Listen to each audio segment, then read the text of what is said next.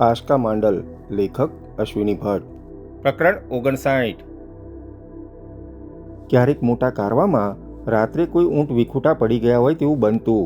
તેવા રખડતા ઊંટ અન્ય પ્રવાસીઓના હાથમાં આવે તે પણ શક્ય હતું, પણ ગીરદના ઢેર વચ્ચે કોઈએ એ બે ઊંટને બાંધ્યા હોય અને પછી એ ઊંટને લીધા વગર જ ચાલી ગયું હોય તેવું તો અશક્ય હતું. આશકા, આશકા, તે ખજૂર ખાઈ લીધું ને? સત્તું ખાધું ને? પાણી પી લીધું ને? તો પછી બસ હવે હસવાનું બંધ કર. આપણે ઘણું કામ કરવાનું બાકી છે. આશકાના ખભે મેં સહેજ ટાપલી મારીને કહ્યું. મારા પગ ભારે થઈ ગયા હતા અને આખું શરીર ધ્રુજતું હતું. હું અનુપ પાસે પહોંચ્યો. શ્રીદેવીએ માથું ઊંચું કર્યું, મારી સામે જોયું. તેની મોટી આંખોમાં ભારોભાર વિષાદ હતો. ખજૂર, સત્તુ કે પાણી મળ્યાનો તેના ચહેરા પર કોઈ આનંદ ન હતો, ઉત્સાહ પણ નહીં. તે અનુપના માથા પર ભીના પોતા મૂકી રહી હતી. મેં અનુપનો હાથમાં લીધો. મારા સ્પર્શથી જ અનુપ સમજ્યો હોય તેમ તેણે ધીરેથી આંખ ઉગાડી. તેની થાકેલી આંખમાં સ્મિત આવ્યું. અનુપ જેટલો ખડતલ, તેના જેટલો સહિષ્ણુ અને શક્તિશાળી માણસ રેગિસ્તાની ઇલાકામાં શોધ્યો જડે તેમ ન હતો. Anup, carry on for a few hours, મેં કહ્યું અને તેની આંગળીમાં મારી આંગળી પરોવીને આંટી મારી. એ અમારી બાળપણની સંજ્ઞા હતી. અમારે કોઈને ખોખરો કરવો હોય, જનૂન પર આવીને ઘોડા દોડાવવાના હોય, પોલોના મેદાન પર ગોલ કરવાનો હોય કે અમારી શક્તિઓ સામેનો પડકાર ઝીલીને લોકોને દંગ કરી નાખવાના હોય, ત્યારે અમે એકમેકની આંગળીમાં આંટી મારતા અને અમારી તમામ તાકાત અમે ધારેલા કામમાં જોતરી દેતા. અનુપે ફિક્કું સ્મિત વેર્યું, પણ એ સ્મિતમાં મેં આહ્વાન જોયું. હું ઊભો થયો. પેલા બંને ઊંટ અહીં ક્યાંથી આવ્યા હશે અને કોણે બાંધીને ઊભા રાખ્યા હશે તેનો વિચાર કરવાનું મુલતવી રાખીને એ ઊંટ પરથી મારી પાછળ દોડતી આવેલી આશકા અને ત્યારબાદ આવેલા નોબતે શું શું સામાન ઉતાર્યો હતો તેની મેં ઝડપથી નોંધ લીધી. ઊંટ પર અમને બધાને 3 દિવસ ચાલે તેટલો ખોરાક હતો, 2 દિવસ ચાલે તેટલું પાણી હતું, 2 રાઇફલો અને લગભગ 50 રાઉન્ડ જેટલું એમ્યુનિશન પણ હતું. સૌથી અગત્યની વાત એ હતી કે મેડિકલ કીટ, ગ્લુકોઝ, ડેક્ટ્રોઝ તેમજ પેપિનના જથ્થાબંધ ડ્રેસિંગ હતા. નોબતની મદદથી મેં ઝપાટાબંધ પેપિનના પેલ બનાવીને અનુપના ઘા પર બાંધ્યા. આશકા, નોબત, શ્રીદેવી અને મેં પણ ગ્લુકોઝ લીધો અને હવે શું કરવું તેની વેતરણમાં પડ્યો. અમારા બંને જાનવરોને અમારાથી આપી શકાય તેટલું પાણી મેં આપ્યું, ખોરાક પણ આપ્યો.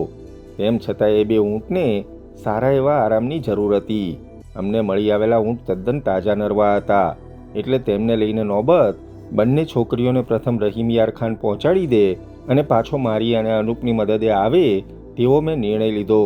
પણ એ નિર્ણયનો અમલ કરાવતા મારે ખૂબ જ કડક થવું પડ્યું. શ્રીદેવી અનુપને છોડીને જવા માગતી ન હતી. આશકા શ્રીદેવીને છોડીને જવા માગતી ન હતી. બધા એકી સાથે ત્યાંથી નીકળી શકે તેવી કોઈ શક્યતા ન હતી. એક તો અમારા પોતાના બંને ઊંટ તદ્દન થાકી ગયા હતા. એ બંને ચાલી તો શકત, પરંતુ કોઈ પણ જાતનો ભાર વેંઢારીને તેમને માટે ચાલવું અશક્ય હતું. કદાચ ચાલત તો પણ રહીમયાર ખાન જતા પહેલાં એ જાનવરો તદ્દન નખાઈ જાત અથવા રસ્તામાં જડિયાળ થઈને ઊભા રહી જાત. વળી અનુપની સ્થિતિ એટલી ગંભીર હતી કે તેને ખૂબ જ સાચવીને કોઈ ડૉક્ટરની મદદ વગર ત્યાંથી ખસેડવો તે યોગ્ય ન હતું. શ્રીદેવીએ ભારે રંજ ઠાલવ્યો. મને નિષ્ઠુર અને પથ્થર હૃદયનો આદમી કહીને નવાજ્યો, છતાં હું મારા નિર્ણયને વળગી રહ્યો. ઈશ્વરની ગેબી ભેટની માફક, અફાટ વીરાનીમાં એકાએક મળી આવેલી વીરડીની માફક અમને મળેલા એ બે ઊંટને ફરીથી પલાળવામાં આવ્યા. કાઠડાને જોડતા તંગને હું ચકાસતો હતો ત્યાં મારી નજર ઊંટના જમણા પગ પર છાતીની નીચેના ભાગ પર પડી. સંઘારી સોનલ ઓલાદની એ સાંઢણીઓના આગલા પગ પર પાકા મકાઈના કણસલા પરના કથ્થઈ સોનેરી રેસાઓ જેવી રૂંવાટી હતી. એ રૂંવાટી તળે મેં કંઈક જોયું. મારી આંખો આશ્ચર્યથી પહોળી થઈ ગઈ. હું કંઈક બોલવા જતો હતો પણ અટક્યો. મેં જે જોયું તે આશકા, શ્રીદેવી કે નોબતે તો જોઈ લીધું નથી ને તે જોવા મેં પાછળ જોયું. બધા કાંઈ ને કાંઈ તૈયારીમાં પડ્યા હતા, પણ અનુપની નજર મારા પર સ્થિર હતી. તે ચોક્કસ પામી ગયો હશે કે હું કંઈક કહેવા જતો હતો. મેં કંઈક જોયું હતું. જે જોયું હતું તે બીજાના ખ્યાલમાં ન હતું. અનુપને એ સમજાયું હશે. તે મારી સામે જોઈ રહ્યો હતો, પણ મેં તેની સામે જોયું કે તરત જ તેણે નજર ફેરવી લીધી અને આંખો મીચી. હું બીજા ઊંટની પાસે ગયો. નોબત તેની ગામત સરખી કરતો હતો. ઊંટને થાબડીને મેં આગલા જમણા પગ પર હાથ ફેરવ્યો. મારા હૃદયમાં આનંદ અને આશ્ચર્ય ઉમટી આવ્યું. બંને ઊંટડીના પગ પર ત્રિશૂળના મારકા હતા. માંડલ રાજકુટુંબના મારકા. શરણસિંહનું રાજચિહ્ન. પણ અત્યારની પરિસ્થિતિ એવી હતી કે મારાથી એ આશ્ચર્ય પ્રગટ ન થઈ શકે.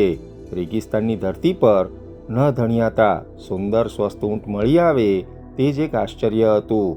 પરંતુ શરણસિંહ માંડલના જો એ ઊંટ હોય તો તે ચમત્કાર ગણાય. એ વાત જો હું કહું તો આશકાનો શું પ્રતિભાવ આવે તે મારે માટે મૂંઝવતી વાત હતી. મહાપ્રયત્ને મેં આશકા અને શ્રીદેવીને ત્યાંથી જવા સમજાવ્યા હતા. મારે ફરી એકડે એકથી એક કરવું ન હતું. ઢોર પર ડામ દઈને માર્કા પાડવાની પ્રથા બધે જ પ્રચલિત છે. રાજસ્થાનમાં પણ એવી પ્રથા છે. એ માર્કા માલિકીના પુરાવા છે.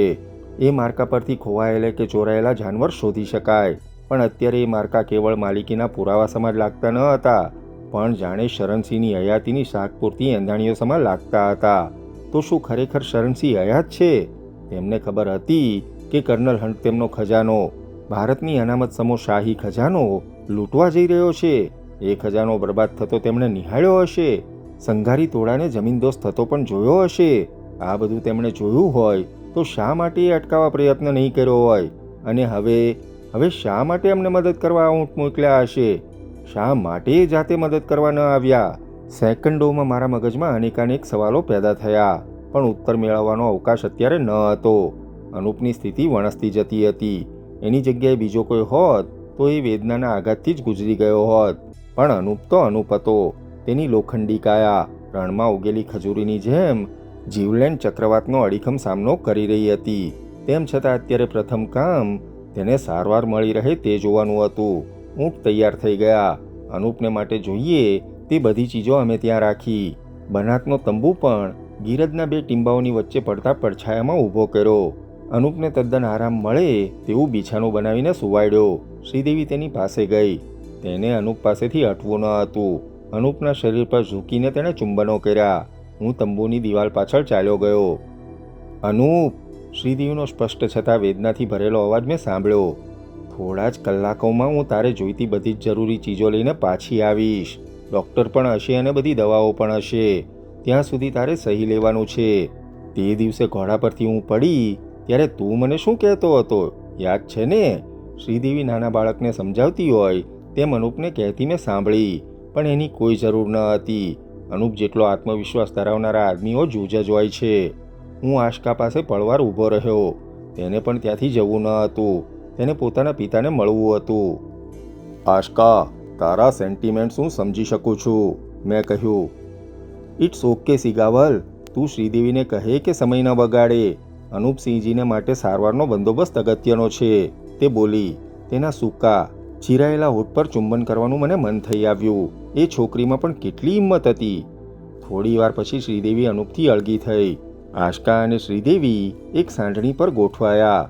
બીજી ઊંટડી પર નોબત થોડો સામાન લઈને ગોઠવાયો. મેં તેને જરૂરી સૂચનાઓ આપી. ભારે અહીંયા અમે છૂટા પડ્યા. સૂરજના સામા કિરણો તરફ, પહેલાં ધીરેથી અને પછી પૂર ઝડપે. એ સોનાગેરુ રંગની સાંઢણીઓ રવાના થઈ. ક્યાંય સુધી એ દોડતા ઊંટના આકારો જોતો હું ઊભો રહ્યો. ધીમે ધીમે તેમની આકૃતિઓ નાની અને નાની થતી ગઈ. આખરે મૃગજળના ખળખળતા સરોવરમાં હાલતા લીસોટાઓની માફક આછી થતી ગઈ અને અદૃશ્ય થઈ ત્યાં સુધી હું તે તરફ મીટ માંડી રહ્યો. મારી આંખો પણ એકટીસે જોઈ રહેવાને કારણે ભીની થઈ. ઊંટ દેખાતા બંધ થયા પછી હું તંબુમાં સુવાડેલા અનુપની પાસે ગયો. અનુપ કેવી પીડા અનુભવતો હશે તેનો ખ્યાલ, તેની કલ્પના મને બરાબર આવતી હતી. પારાવાર થાક અને ઈજાઓને કારણે મારું શરીર પણ ભાંગી ગયું હતું. મને પણ બનાતની પરદીઓને ઓછાએ ગીરદમાં સૂતેલા અનુપની માફક સોળ તાણી લેવાનું મન થતું હતું. બસ વર્ષો સુધી જાણે ઊંઘી જવાની ઈચ્છા મારા શરીરને ચૂરચૂર કરતી હતી. મારું જિસ્મ મને પારાવાર પરેશાન કરતું રહ્યું. મારું મગજ જાણે મારા શરીરથી અલગ હોય તેમ મન શરીર સામે બળવો પોકારી રહ્યું. પણ મને અનુપની ચિંતા હતી. માઇલોથી અમારી સાથે સાથે કોઈ બિહામણી મજા અને પડકાર ફેંકતી ગીધોની એક નાનકડી ટોળી પણ થોડે જ દૂર ગીરદના ઢગલાઓ પર યમદૂતોની માફક બેઠી હતી. એ પંખીઓ પણ ભારે ધીરજવાળા હોય છે. તેમને જાણે અગમમાંથી સંદેશો મળતો હોય અને મૃત્યુ તેમને કાનમાં કંઈ અણસાર આપી જતું હોય તેમજ તે રાહ જોતા હતા. મને ખાતરી હતી કે જો હું ઊંઘી જઈશ તો એ ગીધડા અમારી જીવતે જીવ મિજબાની ઉડાવી દેશે. એ ભય મને થથરાવતો હતો. મેં અનુપના માથા પર હાથ મૂક્યો. તેણે આંખ ઉઘાડી. ઘડીભર તે મને જોઈ શક્યો નહીં હોય. નજર માંડતા તેને દર્દ થતું હતું. તેની આંખ ઉપરથી પડદો હટતો હોય તેમ એક ખાસ્સી મિનિટ સુધી તે મારી સામે તાકી રહ્યો. કોઈ પુરાણી યાદ સ્મરણપટ સમક્ષ આવી હોય તેમ તેણે મને ઓળખ્યો. એ ઓળખાણ સાથે તેના હોઠ હલ્યા. હોઠ પર સ્મિત આવ્યું, રાહતનું સ્મિત. શ્રી ગઈ? તેણે પૂછ્યું. તેના ફફડતા હોઠ પર પણ જાણે વજનદાર પથરા બાંધ્યા હોય તેમ તેને શ્રમ પડતો હતો. હા અનૂપ, મેં કહ્યું, એ થોડા સમયમાં પાછી આવશે. આશકા અને નોબત તેની સાથે છે. મેં કહ્યું.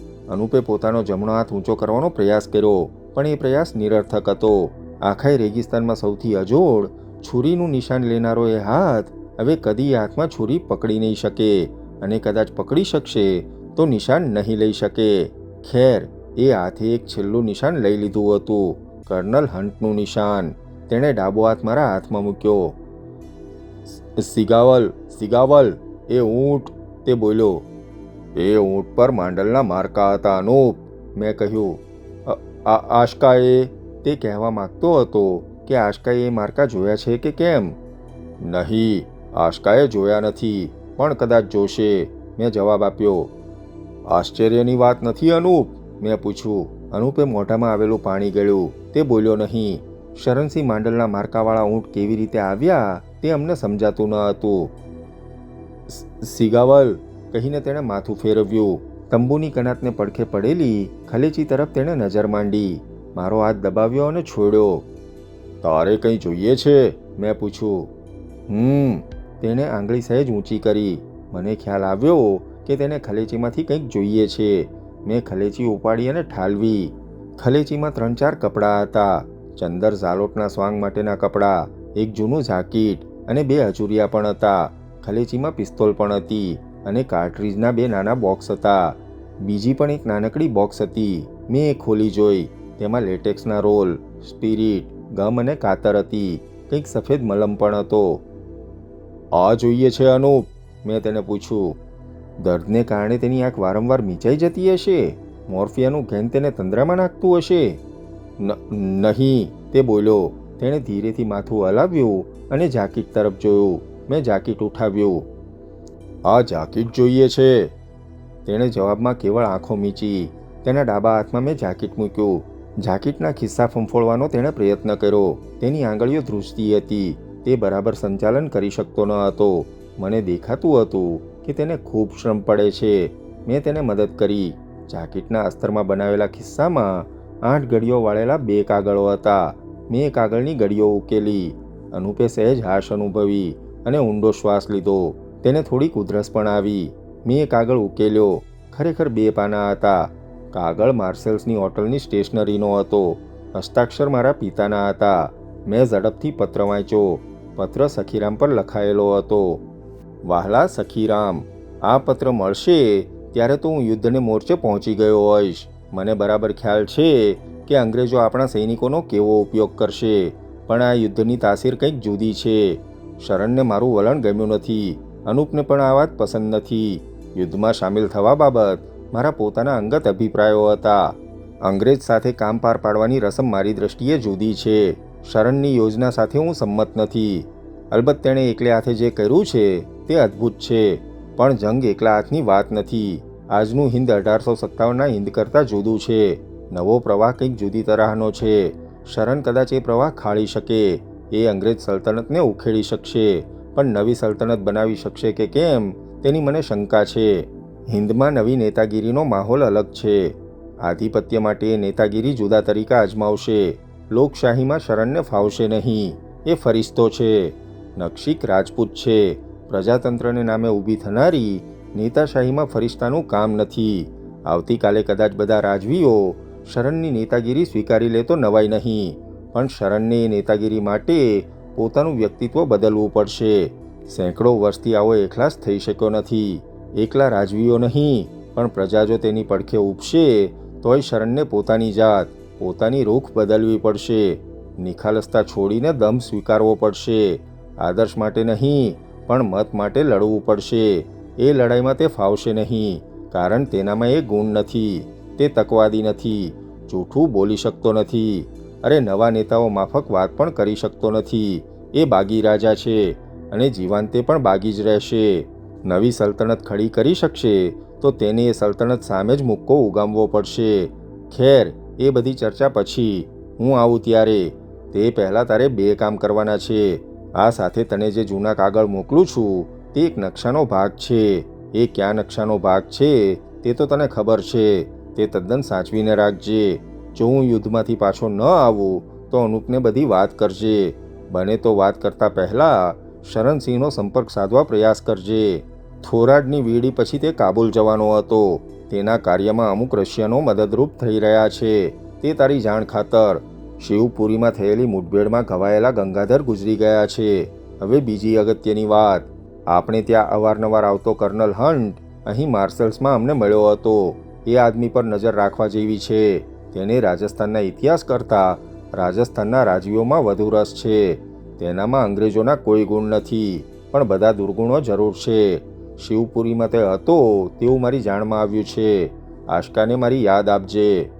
વીરભદ્રના શુભાશીષ. પત્ર વાંચીને હું વિચારમાં પડી ગયો. અનુપ, તારે મને આ પત્ર વંચાવવો જોઈતો હતો. અનુપ, મેં કહ્યું. પણ અનુપ બેહોશ હતો. મેં તેને જગાડવા પ્રયત્ન કર્યો, પણ તેનાથી જાગી શકાય તેમ ન હતું. મેં તેના જાકીટનું આખું અસ્તર ચીરી નાખ્યું, પણ તેમાં બીજું કંઈ ન હતું. મારા પિતાએ લખેલા પત્રમાં નકશાના એક ભાગવાળા કાગળનો નિર્દેશ હતો, પણ એ કાગળિયું ન હતું. મને સખીરામ યાદ આવ્યો.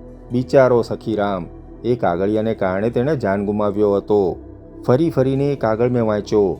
મારા વીર પિતાજીના એ છેલ્લા અક્ષરો હતા. તેમના પત્રમાં તર્ક હતો.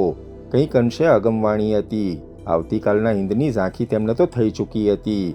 તેમ છતાં શરણસિંહની સાથેનો તેમનો મતભેદ મને ગમ્યો નહીં. શરણસિંહ કોણ જાણે કેમ મારા આરાધ્ય નેતા જેવા થઈ પડ્યા હતા. મને પોતાને રાજકારણમાં ખાસ રસ ન હતો, છતાં શરણસિંહની વાતમાં, તેમની જેહાદમાં ઝુકાવી દેવાનું મને અપાર મન થઈ આવ્યું હતું. મેં એ કાગળ ગળી વાળીને ખિસ્સામાં મૂક્યો.